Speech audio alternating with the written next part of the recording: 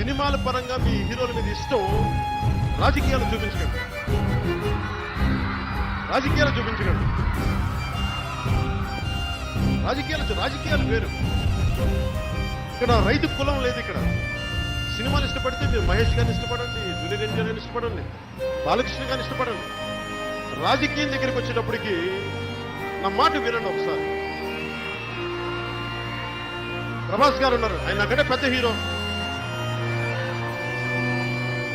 మహేష్ గారు ఉన్నారు, ఆయన నాకంటే పెద్ద హీరో. ఎందుకు చెప్తున్నానంటే నాకేం అలాంటి యుగోలు లేవు. నాకు వాళ్ళు నాకంటే ఎక్కువ పారితోషికం తీసుకుంటారు.